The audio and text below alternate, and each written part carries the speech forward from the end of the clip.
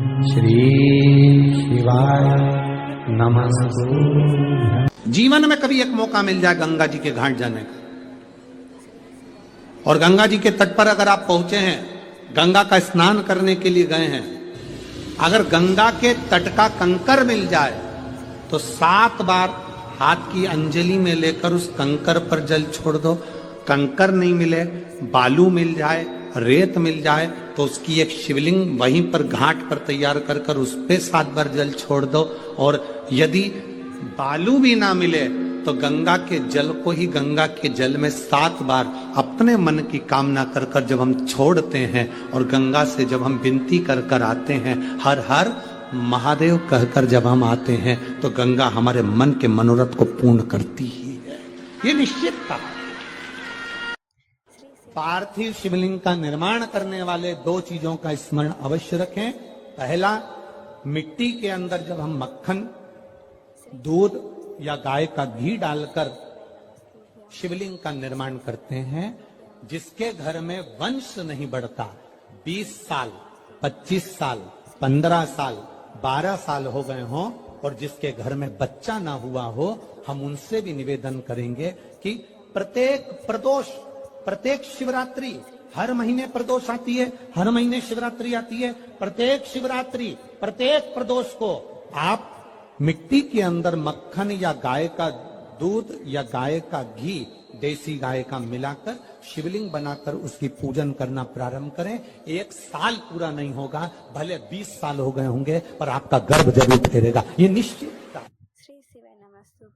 अपन ने शिवरात्रि का पूजन करा कि नहीं करा? अरे बोलो तो जम के, करा ना सबने? शिवलिंग का निर्माण करा, पूजन करा। आप 365 दिन पार्थिव शिवलिंग का निर्माण करोगे, सावन महीने में पार्थिव शिवलिंग का निर्माण करोगे, पर जितनी बार भी आप पार्थिव शिवलिंग का निर्माण करोगे तो सूर्य अस्त होने से पहले पार्थिव शिवलिंग का विसर्जन आपको करना पड़ेगा। पर 12 महीने शिवरात्रि आती है। शिवरात्रि के समय पर, शिवरात्रि के दिन हम दिन में नहीं, रात में 1 पहर, 2 पहर, 3 पहर, 4 पहर में जितना मन बन जाए कि 1 पहर पूजन करूंगी मैं, 2 पहर करूंगी। कल अपन ने कितनी पहर की पूजन करी? जम के बोलो जरा। 1 पहर की पूजन करी। शिव महापुराण की कथा कहती है शिवरात्रि की जो पूजन होती है, इसका मतलब क्या है? शिवरात्रि, इसको ये नहीं लिखा गया शिव डे, शिव दिन, इसको क्या कहा गया है? जम के बोलो जरा। शिवरात्रि। शिव महापुराण की विद्येश्वर संहिता में कुमार खंड के अंतर्गत स्कंद पुराण में जो वर्णन आता है कि 12 महीने शिवरात्रि आती है। जो रोज पूजन करने वाले हैं, रोज पार्थिव शिवलिंग का निर्माण करने वाले हैं, रोज सावन के महीने में शिवलिंग का निर्माण करते हैं, हजारों शिवलिंग बनाते हैं।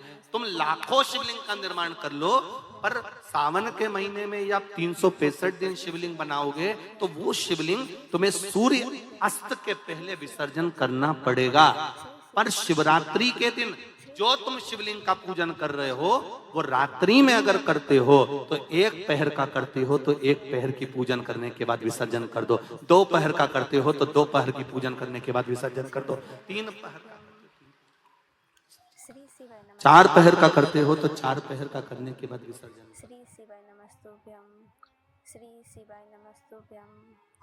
उसकी महत्वता है शिवरात्रि, उसकी महत्वता शिवरात्रि।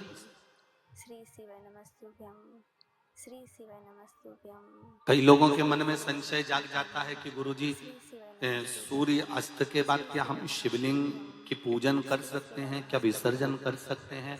तो पहले तो अच्छे से समझ लो कि तुम सावन महीने की शिवरात्रि की पूजन कर रहे हो। रात्रि लगी हुई है उसमें कि रात्रि को ही होगी और रात्रि को ही विसर्जन होगा।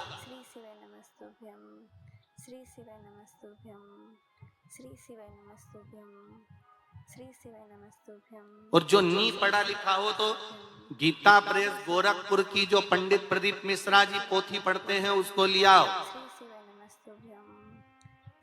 उसका नंबर देखकर और उसका स्मरण करना प्रारंभ करो कि हम 365 दिन अगर शिवलिंग का निर्माण करते हैं तो वो शिवलिंग का निर्माण हम दिन में कर दिन में विसर्जन कर सकते हैं। पर शिवरात्रि के पूजन करें तो रात्रि को भी शिवलिंग का निर्माण कर पार्थिव पूजन करने के बाद हम बाबा देवाधिदेव महादेव से रात भर चाहे तो 1 पहर, चाहे तो 2 पहर, चाहे तो 3 पहर, चाहे तो 4 पहर कैसा भी पूजन कर सकते हैं किसी भी रूप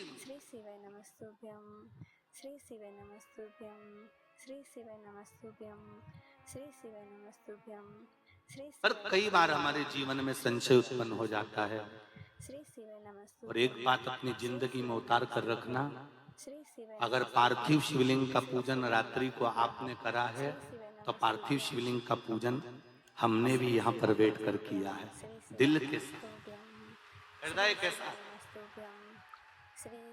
डॉक्टर दवाई देता है तो पेशेंट को देता है, एक दवाई काम नहीं कर सकती तो दूसरी देता है, दूसरी काम नहीं कर सकती तो तीसरी देता है। सारा एक्सपेरिमेंट वो पेशेंट पर करता है, डॉक्टर उस दवाई को खाकर नहीं देखता। पर हमारा नियम है, हम जितनी बात आप लोगों को शिव महापुराण के माध्यम से बताते हैं पहले उसको खुद अमल करते हैं, साथ बैठते हैं, फिर आपके साथ में बैठकर उस शिव महापुराण के अभिषेक को करें। पहले स्वयं करें। एक पत्र आया है, जिन माताओं के नैनों के नीचे, आंखों के नीचे कालापन हो जाता है, शरीर पर काले काले चिट्ठे हो जाते हैं, पूरा चेहरे पर कहीं कहीं कालापन आ जाता है, उसके लिए सबसे अच्छा उपाय है शंख के जल में तुलसी डालकर और पंचरत्न डालकर रख दीजिए। पंचरत्न अपने बजाय पंचरत्न डालकर रख दीजिए और उस पंचरत्न का पानी सवेरे सवेरे स्नान में बाल्टी में डाल लो और उससे स्नान करना चालू कर दो। 5 से 7 दिन लगते हैं, पूरा चेहरे का कालापन समाप्त हो जाता है। जो यहाँ पर कालापन या चेहरे पे चिट्ठे रहे वो पूरे समाप्त हो। शिव कथा कहती है नारियों की जितनी भी बीमारियां होती हैं स्त्रियों की, चाहे रजो धर्म से जुड़ी हो चाहे अन्य चीजों से जुड़ी हो, माता प्रसूति का स्मरण कर कर, एक वो गूलर का फूल आता ना, घंटी वाला फूल जिसमें एक डंडी बांधी देवी जी को चढ़ता है, गूलर का फूल को माता प्रसूति का स्मरण कर कर जगदम्बा के मंदिर में जाकर देवी के चरण को छुआकर अगर उस पुष्प को माताएं खा लेती है तो उनका जो भी बीमारी होती है रजो धर्म से जुड़ी हुई वो सारी बीमारियां उनकी समाप्त हो गई। कई बच्चियों को रजो धर्म से जुड़ी हुई बहुत तकलीफ होती है, तो वो माता प्रसूति का स्मरण कर कर उस फूल को देवी के चरण में छुआकर उसको खा लो चला चला। नंदी का एक पांव जो ऊपर होता है, आप लोग दर्शन करे होंगे शंकर जी के मंदिर में नंदी के, तो नंदी का एक पांव उठा हुआ होता है, एक पांव नीचा की ओर होता है।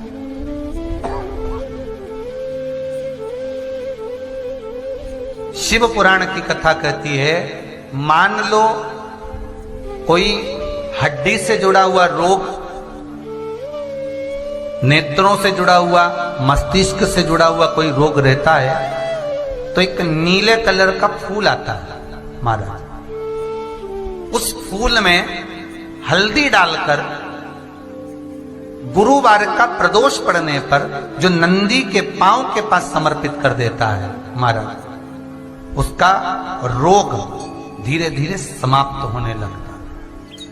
लिंग पुराण कहती है कि नंदीश्वर भगवान के सामने जो पुष्प समर्पित करा जाता है उसको, ये तो लिखा था स्कंद पुराण और शिव पुराण, लिंग पुराण कहती है जो फूल आपने समर्पित करा उसको लाकर पानी की बाल्टी में डालकर आप स्नान भी कर सकते हो, उससे भी हड्डी के जितने रोग होते हैं उसमें आराम लगने लगता है। जैसे कहीं शरीर नहीं चल रहा, हाथ झुंड पड़ रहा है, हाथ काम नहीं कर रहा, हाथ में झुंझुनी आ रही है, कंपन आ रहा है, उसमें भी ये प्रयोग काम, पर होना चाहिए बृहस्पतिवार की प्रदोष। कौन से बार की? बृहस्पतिवार, गुरुवार की प्रदोष। फटे हुए वस्त्र धारण करने वाले का भाग्य भी फटे हुए वस्त्र की तरह जैसे फटा हुआ कपड़े का रेसा रेसा निकलता है, उसी तरह फटे हुए वस्त्र धारण करने वाले की भी जिंदगी में परिश्रम का रेशा निकलता रहता है, पर उसको सुख का भान नहीं होता। आज के जमाने में ये फटे हुए कपड़ों का फैशन आ गया, ये बड़ा दुख की घड़ी है। उसको बल, स्त्री को सुंदरता, एक नारी को, एक पुरुष को एक बल, एक सुंदरता परमात्मा देता क्यों है? कभी आप लोगों ने अंदाजा लगाया?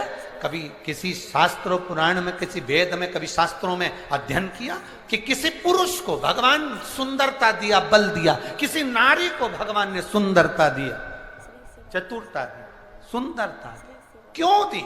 उसका कारण क्या है? किस लिए?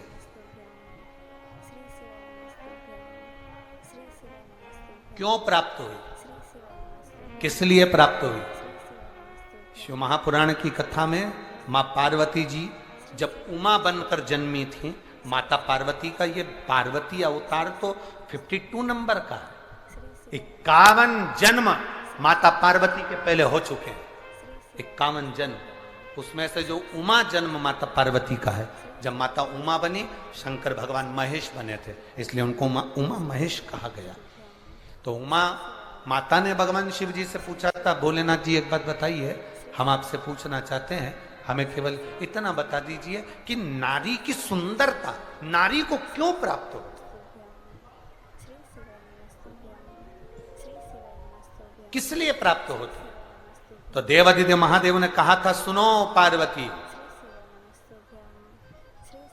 ये नारी की जो सुंदरता है, ये किसी पर पुरुष को रिझाने के लिए नहीं है।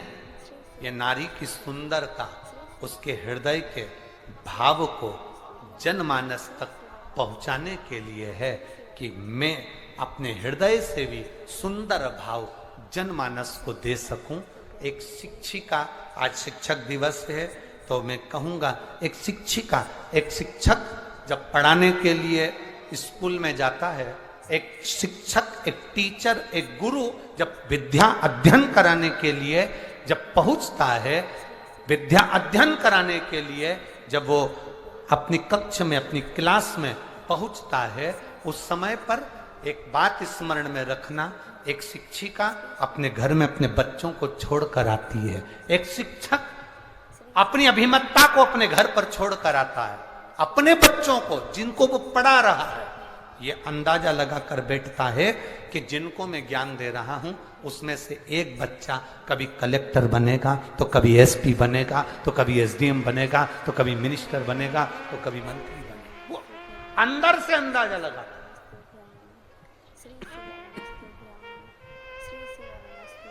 अपने भीतर से अंदाजा लगा रहा, अपने अंदर से अंदाजा लगा रहा होता है। शिव कथा कह रही है, भगवान शंकर का संवाद कर रहा है, शिव महापुराण वर्णन कर रही है, शिव तत्व कह रहा है। सुगंधा ने अपने शरीर के बल पर ना जाने कितनों को अपने काबू में कर लिया, काबू में तो कर लिया। एक दिन क्या हुआ, अवंतिकापुरी में ऋषियों का आगमन हो गया। ऋषि कुमार आए, अवंतिकापुरी में बैठे और क्षिप्रा माँ के तट पर बैठकर अवंतिकापुरी में ऋषिगण सबकी सब तप साधना में लीन होने लगे। इनकी सुंदरता को देखकर, इनके स्वरूप को देखकर सुगंधा ने विचार करा, क्यों ना इनको भी मैं अपनी मुट्ठी में कर लूं, इनको भी मैं अपने कब्जे में कर लूं और इनको भी मैं अपनी चाल में चलाऊं। सुगंधा ने अपने शरीर की सुगंध के माध्यम से ऋषियों के सामने अपनी सुंदरता का जाल फैलाना प्रारंभ किया। जब अपनी सुंदरता का जाल सुगंधा ने फैलाना प्रारंभ किया, ऋषियों को अपना बनाने के लिए जब जाल फेंका, अपनी सुंदरता का, अपनी सुगंध का जब जाल फैलाया, उस सुगंधा ने, ऋषि कुमार ने, एक ऋषि कुमार ने अपने ऋषियों से कहा कि ये कन्या जो सामने नजर आ रही है, ये कन्या श्रेष्ठ नहीं है, ये अपने काबू में ना जानो कितनों को कर चुकी है, तो ये अपने को भी कब्जे में करना चाहती है, ये अपने को कब्जे में लेना चाहती है, क्या करा जाए। ऋषियों ने कहा कोई बात नहीं, इसके माता पिता के कोई पूर्व के पुण्य होंगे, जिसके कारण ये कन्या के शरीर में सुगंध आई है और इसका अवंतिकापुरी में जन्म हुआ है। ये पूर्व के कर्म होंगे। छिंदवाड़ा वालों के जितने भी श्रोता भाई बहन यहाँ पर कथा सुन रहे हैं, 16 सोमवार शिव महापुराण की कथा को 5 दिवस तक आप श्रवण कर रहे हैं, कभी अंदाजा लगाना कि आपके पूर्व के कोई पुण्य जरूर होंगे, उस पुण्य के बल पर यह शिव पुराण आपको मिली है। पुण्य नहीं होता तो कोई कथा में नहीं होता। एक पत्र आया है, देखिए।